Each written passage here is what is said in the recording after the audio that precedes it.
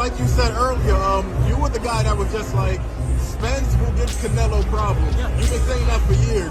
Why do you think Spence will give Canelo more problems than a guy like Charlo or maybe Andrade?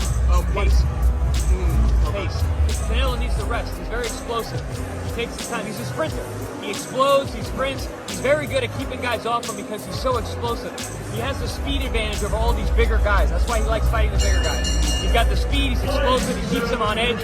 He's able to rest and build his power and to go back out and throw bombs. Spence doesn't let you do that. Similar to how Bivol gave Canelo so much trouble, he never let him rest. He was always in range, he had that in and out style, he made him miss, he couldn't hurt him. So there's a lot of things I could see Spence doing that would give Canelo problems. I'm not saying that Spence would beat Canelo per se, but I see why they would fight, why Spence's people would want that fight. Spence's people want that fight because they're trying to cash out. That's just my opinion. But Chris Algieri says Spence could cause major problems for Canelo Alvarez. And one of the reasons he's saying that is because of pace.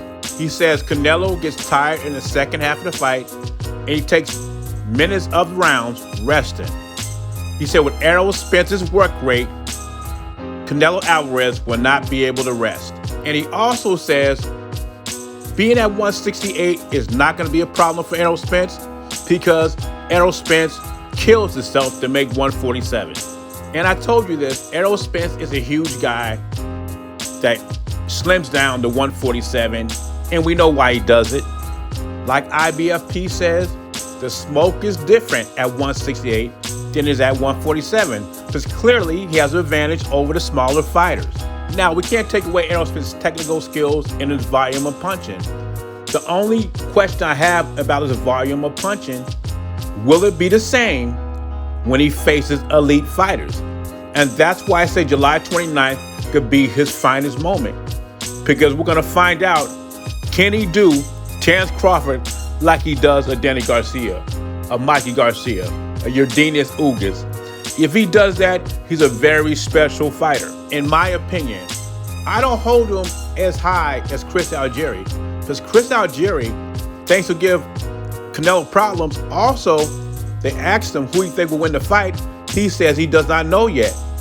So right now, he may think this fight's a 50-50 fight, which I don't believe it is. As far as thinking he could take advantage of Canelo if he gets tired in a fight, the jury is still out on that. Because like I said before, Canelo is an elite fighter, even though he's not as good as he was 3 or 4 years ago.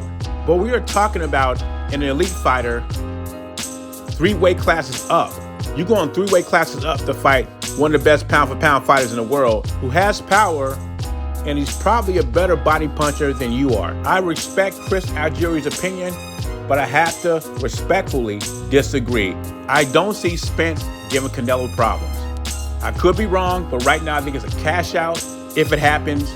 But right now, this is before the Charlo fight, right now, I pick Canelo to brutally knock out Errol Spence if it happens.